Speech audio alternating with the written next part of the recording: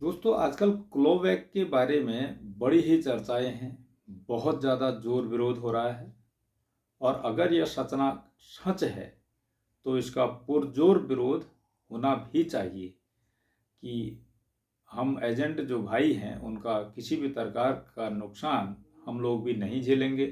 कोई भी एजेंट यह झेलने को तैयार नहीं होगा। साथियों, ये जो बातें हैं, इसके बारे में जो विरोध हो रहा है ये कहाँ तक सच है ये अभी खुलकर पता नहीं आया है। सामने कोई पता नहीं है कि इसके बारे में सच्चाई क्या है। मुझे तो कल ही पता चला जब मैं शाखा में गया। हालांकि मैं चीज़ों के बारे में अपडेट रहता हूँ, लेकिन ये नियम के बारे में क्योंकि मैंने सर्कुलर अभी तक पढ़ा नहीं है, लेकिन एक सुझाव के तौर पर ये दी गई थी कि वे ऐसा कर सकते हैं। तो दोस्तों समझते हैं कि क्लोवैक है क्या। लेकिन जो जो प्राइवेट कंपनियां हैं, जो 24 कंपनियों में LIC को छोड़ करके बाकी जो प्राइवेट कंपनियां हैं वो क्लोवैक वहाँ पे पिछले 2 साल से चल रहा है।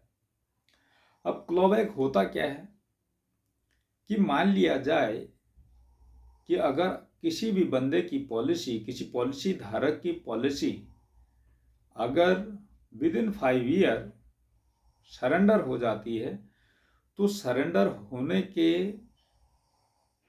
जो गारंटीड सरेंडर वैल्यू होगी अगर वो उससे कम पाई गई तो आपके कमीशन से पूरा चार्ज वसूल दिया जाएगा। समझिए बात को। जो आपका गारंटेड सरेंडर वैल्यू जो होगी, अब वो कितनी होगी वो तो अभी तय नहीं है ना, लेकिन प्राइवेट कंपनियों के पास तय है कि IRDA ने ये सुझाव दिया था। ठीक है दोस्तों, यदि गारंटेड सरेंडर वैल्यू में से अगर वो वैल्यू कम हुई तो एजेंट के कमीशन से वो पूरा पैसा वसूला जाएगा। मतलब वो कमीशन रिवर्स हो जाएगा, जैसे कि कूलिंग ऑफ में होता है।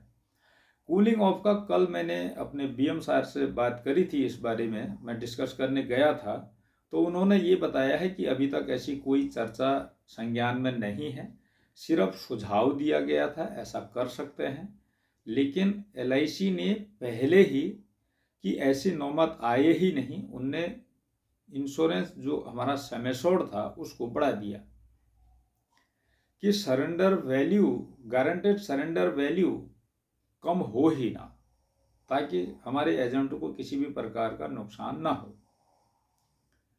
ऐसा मिस्टर भट्ट जी का कहना था कि भाई जो चीज़ें हैं वो गलत तरीके से फ्लो हो रही हैं मार्केट में, और जो प्राइवेट कंपटीटर हैं वो कंपनियां एजेंटों को, LIC के एजेंटों को तोड़ने की फुल प्लस प्लानिंग पे हैं।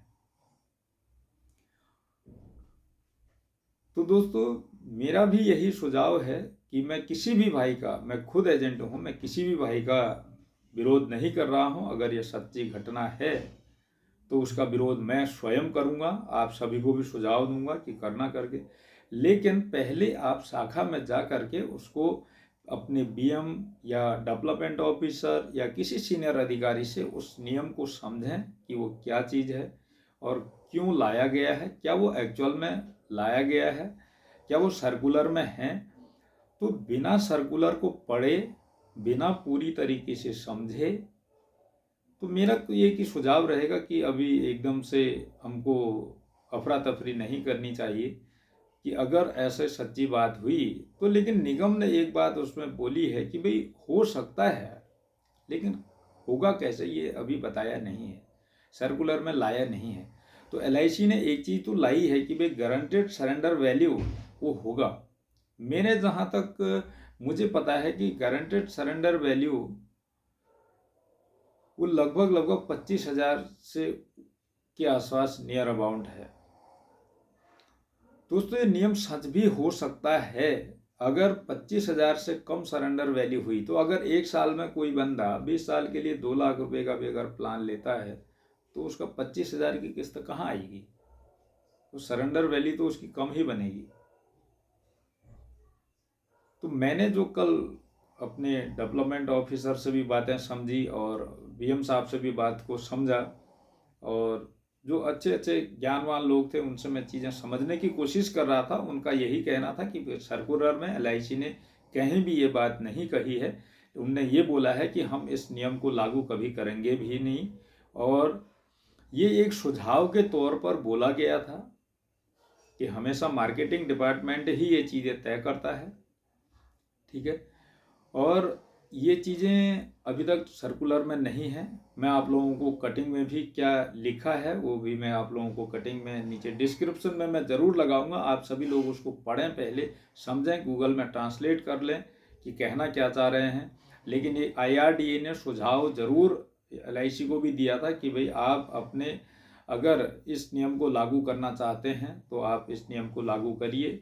ये एक सुझाव था LIC के लिए, न कि कोई नियम था, न कुछ सर्कुलर था मेरे हिसाब से। लेकिन आप सभी लोग अगर साथ में रहेंगे तो पहले पढ़ लें दोस्तों।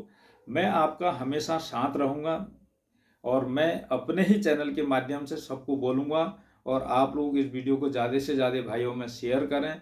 LIC को तोड़ने की प्राइवेट कंपनियां बहुत ज़्यादा पुरजोर कोशिश कर रही हैं। पूरी कोशिश है कि LIC के एजेंटों को तोड़ करके अपनी प्राइवेट कंपनियों में ले आया जाए और LIC की जो प्रचलन है वो कम हो जाए। दोस्तों, हमें ऐसा होने नहीं देना है, क्योंकि हम एक ऐसी शाखा के साथ, एक ऐसी कंपनी के साथ, विश्व प्रसिद्ध कंपनी के साथ जुड़े हैं कि हम भी दूसरी कंपनी में जाना चाहेंगे नहीं। तो जहाँ तक कमीशन की बात है, तो कमीशन इन लोगों ने कम किया है या ज़्यादा किया है ये तो अब समझ में आएगा धीरे धीरे जैसे चीज़ें होंगी।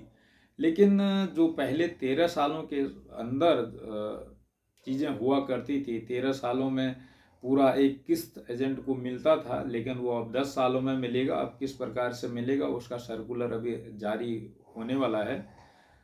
और थोड़ा सा दुख इस बात का है कि वे सुनाई हो रही है कि अब क्वार्टरली पॉलिसी नहीं होगी, तो LIC को ऐसा नहीं करना चाहिए था, कंपनी को ऐसा नहीं करना चाहिए था कि वे ज़्यादा से ज़्यादा लोग जो है वो क्वार्टरली बेस पे पॉलिसी करते हैं, या फिर इनेच या नेच मोड पे, मंथली मोड पे जो पॉलिसियाँ होती हैं वो एक किस्त लेने की बजाय LIC ने उसको 3 किस्त में कन्वर्ट कर दिया। वो एक थोड़ा सा सोचने विषय था, वो एक गलत डिसीजन मुझे लगता है, कि मेरा जो अपना ओपिनियन है। आप लोगों को क्या लगता है कि LIC को ऐसा करना चाहिए कि नहीं करना चाहिए? आप लोग भी ज़रूर कमेंट करके भाइयों ज़रूर बताएं। आप लोगों के कमेंट हमारे लिए सर्वोपरि हैं, तो भी हमारा भी मोटिवेट बढ़ता है कि क्या होना चाहिए क्या नहीं होना चाहिए। आप लोग ज़रूर सुझाव के माध्यम से ज़रूर हमें कमेंट करके बताएं कि LIC को ऐसा करना चाहिए कि नहीं करना चाहिए। मुझे लगता है कि 3 किस्त, मैं तो ये सोचता कि 1 किस्त होनी चाहिए। दूसरी चीज़, LIC को एक चीज़ और भी हम तो ये सोच रहे थे कि LIC को ऐसा नियम होना चाहिए कि जैसे बैंकों में किस्त काट ली जाती है कि ड्यू हो जाती है तो पैसा दिखते ही उसकी किस्त को डिडक्ट होना चाहिए। ऐसा भी मेरा ये ओपिनियन है। आप लोगों को क्या लगता है वो भी आप सुझाव में बताएं, ताकि ये वीडियो ज़्यादा से ज़्यादा LIC की IRDA तक पहुँचे, LIC के ऊपर सीनियर अधिकारियों तक पहुँचे। दोस्तों, दूसरी चीज़ जो है क्लॉबैक के बारे में हम लोग डिस्कशन कर रहे थे, बाकी चीज़ें तो दूसरी वीडियो में हम डिस्कस कर ही लेंगे। क्लॉबैक मेरा एक ही सुझाव रहेगा कि आप सभी भाइयों से हाथ जोड़कर विनती है, जो भी हमसे सीनियर, मैं तो बहुत छोटा एक एजेंट हूँ, आप लोग बहुत बड़े बड़े एजेंट इसमें हैं, कोई CLIs हैं, लियाफीज है, तो हम लोग किसी भी चीज़ का विरोध नहीं कर रहे हैं। लेकिन हाथ जोड़कर एक ही विनती है कि आप लोग अब दूसरों की बातों में ध्यान न दे करके आप नियम को पढ़ें, सर्कुलर पढ़ लें कि सर्कुलर में ऐसा आया है कि LIC ने ऐसा लिखा है। यदि नहीं लिखा है तो एक कंपनी को तोड़ने की पूरी साजिश है, हम लोगों को डिमोटिवेट करने की साजिश है प्राइवेट कंपनियों की। तो उससे हम लोगों को डिमोटिवेट नहीं होना है, हम लोगों को पढ़ लेना चाहिए, सर्कुलर क्या है समझना चाहिए। पहले अपने डेवलपमेंट ऑफिसर, अपने SBM, BM जो है, ABM, उनसे सीनियर अधिकारियों से चीज़ों को समझ लें, क्योंकि एक से एक गैलेक्सी कॉरपोरेट गैलेक्सी क्लब वाले लोग भी होंगे, TOT, COT, TOT, MDRT, कितने बड़े बड़े एजेंट होंगे, हमसे ज़्यादा ज्ञानवान होंगे। तो आप लोगों को कोई भी सुझाव अगर हो कि वे वीडियो में किस प्रकार से मैं और अगला वीडियो बनाऊं, तो दोस्तों ज़रूर आप लोग उसको शेयर कीजिएगा, तो इसके बारे में ज़रूर समझिएगा। मैं उसको गूगल में ट्रांसलेट करके प्लस हिंदी में, दोनों में ही मैं इसका डिस्क्रिप्शन में मैं इसको लगाऊंगा। आप लोग उसको ज़रूर एक बार पढ़ लीजिए कि LIC ने क्या कहा है। उनने ऐसा स्पष्ट, मैंने जहाँ तक पढ़ा है, मैंने गूगल में भी ट्रांसलेट को, गूगल में डाल करके हिंदी में भी मैंने उसको ट्रांसलेट किया है, लेकिन LIC ने कहा है कि ऐसा हो सकता है, किया जाएगा, लेकिन कोई ऐसी शर्त नहीं है। एजेंटों की कमीशन से कोई भी पैसा रिकवरी नहीं होगा। सिर्फ कूलिंग ऑफ का टाइम जहाँ तक है अब 30 दिन का होने जा रहा है। ये BM साहब का ज़रूर कहना था कि कूलिंग ऑफ पहले 15 दिन में होता था, लेकिन वो अब उसका टाइम 30 दिन हो सकता है और होगा। 30 दिनों में अगर कोई भी पॉलिसी कूलिंग ऑफ होती है तो उसका रिकवरी, हमें पता ही है, आप सभी भाई लोग 14 लाख एजेंट हैं हिंदुस्तान के अंदर LIC के, तो सब जानते हैं कि भाई कूलिंग ऑफ से कमीशन काटा ही जाता है, उसकी रिकवरी होती है, पहले से ये नियम है। दोस्तों आज के लिए इतना ही। अगर मेरी तरफ से आप लोगों को कुछ बुरा लग रहा हो या कोई मैंने गलत बोला हो तो आप लोग मुझे क्षमा करें, और आगे क्या वीडियो बनाना है ज़रूर आप लोग हमको बताएं कमेंट के माध्यम से। आज के लिए इतना ही। जय हिंद, जय भारत।